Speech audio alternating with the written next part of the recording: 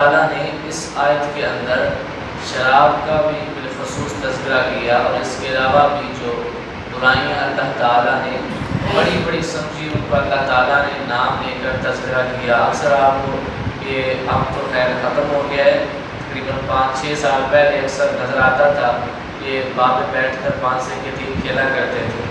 قرآن کی آیت میں اللہ تعالیٰ نے منع کیا، لیکن جب انہیں کوئی جا کر کہتا ہے تو وہ کہتے ہیں جی وقت بھی تو گزارنا ہے۔ اب نشہ کرنے والا بھی وقت ہی شروع میں گزارتا ہے، شروع میں کہتا ہے بس وقت گزاری کر رہا ہوں، لیکن آہستہ آہستہ پھر وقت جو ہے وہ اس کو تباہ کر دیتا ہے، پھر اس کے پاس وقت اتنا بھی نہیں رہتا۔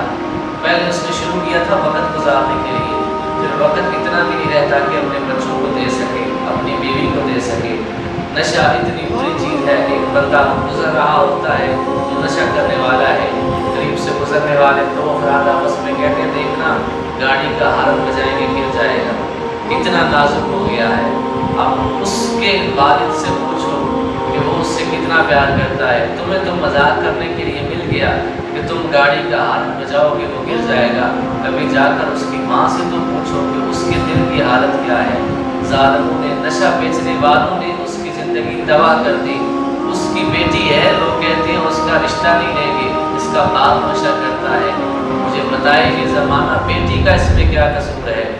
باپ نشہ کرتا ہے، بیٹی تو نہیں کرتی، لیکن بیٹی کا رشتہ اس لیے نہیں ہو رہا کہ باپ نشہ کرتا ہے۔ نشہ بیچنے والوں نے اس کو اتنا، اس بندے کو تباہ و برباد کر دیا، اس کی اولاد یتیموں کی سی زندگی بسر کرتی ہے۔ وہ لوگوں کے جو ہے وہ پھٹے پرانے کپڑے، لوگوں کے دیے ہوئے کپڑے ان کو پہنتے ہیں، بچے یتیموں کی زندگی بسر کرتے ہیں۔ کوئی ان سے پوچھتا ہے تمہارا باپ کیا کرتا ہے، بیچارے سر شرم سے نیچے کر لیتے ہیں، کیا بتائیں کیا کرتا ہے۔ وہ نوجوان جو نشہ کرتا ہے، اس کی ماں جتنی دفعہ اپنے بچے کو نشہ کرتے ہوئے دیکھتی ہے اتنی دفعہ اس کے دل پہ ایک تیر برستا ہے کہ میرا جوان شیر بیٹا کس کی نظر ہو گیا۔ ظالموں نے، جنہوں نے نشہ بیچنا شروع کر دیا تھا، چند ٹکوں کے لیے اس بیٹے کی زندگی کو تباہ کر دیا۔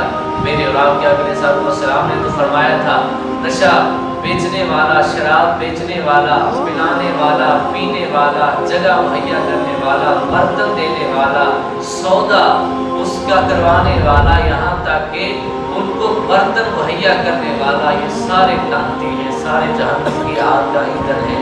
لیکن آج کوئی یہ نہیں دیکھتا، آج مہندی کا وقت آئے، ادھر گھر والی عورتیں مہندی لگا رہی ہوتی ہیں، ادھر گھر والے افراد، نوجوان افراد کی شراب کی محفل سجی ہوئی ہوتی ہے، اور وہ ادھر اللہ کا شکر ادا کرنے کے بجائے کہ ہمارے ایک مسلمان بھائی نے نکاح کی عظیم سنت کو کل ادا کرنا ہے، شکر کرنے کی بجائے رب کی ناشکری کر رہے ہیں۔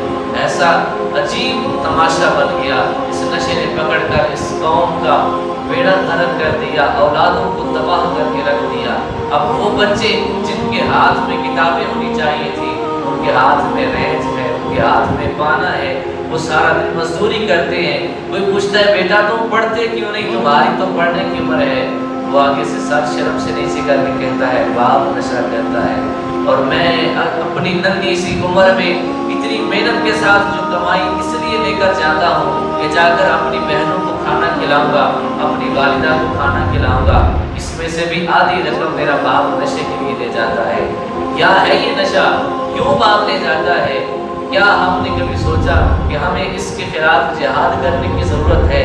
اس وقت ہمیں جس طرح اور بہت سے امور کے خلاف جہاد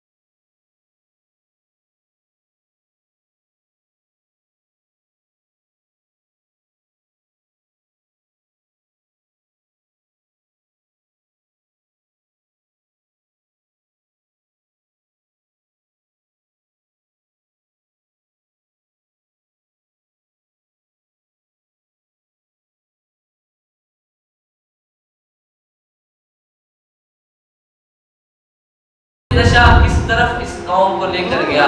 آج یہاں تک دیکھا گیا ہے حالانکہ سگریٹ پینا حرام نہیں ہے اگر دن میں صرف 2 یا 3 پیے جائیں، لیکن اگر روزانہ کی 2-3 ڈبیاں پی جائیں پھر یہ پھیپھڑوں کو نقصان دے گی اور پھر یہ حرام کے زمرے میں آ جائیں گے. 2-3 ہو پھر حرام نہیں، تھوڑا سا ہو تو پھر یہ حرام کے زمرے میں نہیں آئے گا. اب دیکھا جاتا ہے بندہ نماز پڑھنے جا رہا ہے اور پی کے سگریٹ جا رہا ہے. سنائی جاتی ہے حدیث، میرے آقا صلی اللہ علیہ وسلم نے فرمایا جو تمباکو کھائے، جو بندہ پیاز کھائے، لہسن کھائے تو ہماری مسجدوں کے قریب نہ آئے. لیکن ادھر نماز پڑھنے جا رہے، پتہ بھی ہے یہ نہیں کہ بندہ ویسے گزر رہا ہو نماز کا وقت ہو جائے تو مسجد میں سگریٹ پھینک کے چلا جائے. نہیں، پتہ بھی ہے نماز پڑھنے جا رہا ہوں پھر بھی سگریٹ پی کے جائے گا، پھر بھی حقہ پی کے جائے گا. میں نے پہلے بتایا ہے کہ یہ حرام میں نہیں آتا. سگریٹ یا حقہ حرام میں تب تک نہیں آتا جب تک اس کی ایک حد رکھی جائے، پورا سا اس کو استعمال کیا جائے. لیکن اگر اس کو بھی حد سے زیادہ استعمال کرنا شروع کر دیں تو پھر یہ بھی حرام کے زمرے میں آ جاتا ہے. تو بزرگوں، دوستوں اور میرے پیارے بھائیوں، اس کو بھی چھوڑنے کی کوشش کریں. آپ اگر ایک سگریٹ پیتے ہیں، آپ کو دیکھ کر ایک بچہ شروع کرے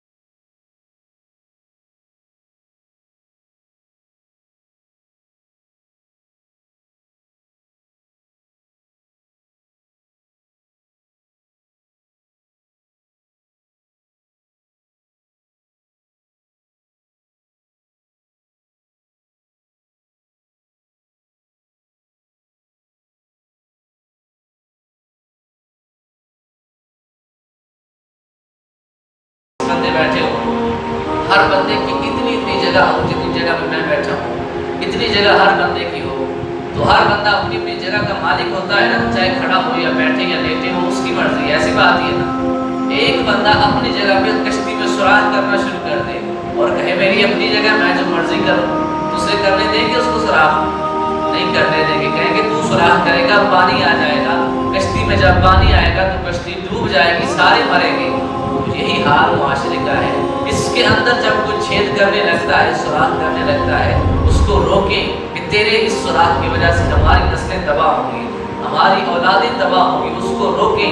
اگر کشتی میں بیٹھے ہوئے کو کوئی سوراخ نہ کرنے دے تو اتنے بڑے معاشرے میں چلنے والے کو کوئی کیسے سوراخ کرنے دیتا ہے، کیسے برائی کا راستہ کھولنے دیتا ہے، کیسے کوئی اعلانیہ گناہ کرنے دیتا ہے. لہذا اس بات کو اپنے دل پر لکھیں. اپنی اولاد کا اگر مستقبل سنوارنا ہے، اگر انہیں برائیوں سے بچانا ہے تو آج ہمارے سامنے جو بھی نشہ کرے گا اس کو زور بازو سے روکنا ہوگا اور اس کو اس بات کا احساس دلانا ہوگا کہ پہلی بات تو یہ ہے کہ یہ نشہ نہیں کرنا، یہ تو زندگیوں کو تباہ کر دیتا ہے.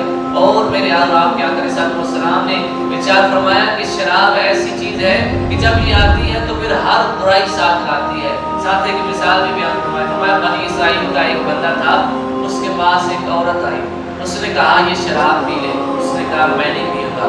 اس نے کہا خنزیر کا گوشت کھا لے، اس نے کہا نہیں کھاؤں گا. اس نے کہا میرے ساتھ بدکاری کر، اس نے کہا نہیں کروں گا. اس نے کہا یہ بچہ ہے اس کو قتل کر دے، اس نے کہا نہیں کروں گا. عورت نے تلوار نکال دی، کہا ایک کام تو تجھے کرنا ہی ہوگا، چاروں میں سے ایک گناہ تجھے ضرور کرنا ہے ورنہ تیرا سر اتار دوں گی. اب وہ ڈر گیا. میرے آقا فرماتے ہیں جب ڈرا تو اس نے شراب پی لی، لیکن جب شراب پی تو پھر اس نے خنزیر کا گوشت بھی کھایا. جب اس نے شراب پی تو اس نے اس کے ساتھ منہ بھی کالا کیا. جب اس نے شراب پی تو اس کے بعد اس نے بچے کو بھی قتل کر دیا. ایک برائی کی تھی نا، اس کی وجہ سے اتنی برائیاں کرتا چلا گیا. جب وہ دماغ پہ حاوی ہوئی تو اتنی برائیاں کرتا چلا گیا. اکیلی شراب اتنی برائیاں لاتی ہے. تو بھائیو آج ہمیں دیکھنا ہے اپنے معاشرے کے اندر اپنی اولاد کا مستقبل سنوارنے کے لیے جو ہمیں اعلانیہ گناہ کرتا نظر آئے گا اس کو زور بازو سے روکے، اسے پتہ چلے کہ میں اگر یہ گناہ کرتا ہوں پہلی بات تو یہ ہے کہ اس کو چھوڑوں. اسی بات کے اگر نہیں چھوڑنا تو کم از کم میں چھپ کر کروں. یہ معاشرے والے مجھے سرے عام گناہ نہیں کرنے دیں گے، اور کرنے بھی کیسے دیں؟ انہیں بھی اپنی اولاد کو مستقبل بچانا ہے. اللہ تعالی ہم سب کو اس پہ عمل کرنے کی توفیق عطا فرمائے اور نشے سے ہم سب کو دور رہنے کی توفیق عطا فرمائے. اور جو ہمارے دوست احباب، ہمارے متعلقین متوسلین اس بری عادت کا شکار ہیں، ہمیں انہیں بچانے کے لیے دن رات محنت کرنے کی توفیق عطا فرمائے.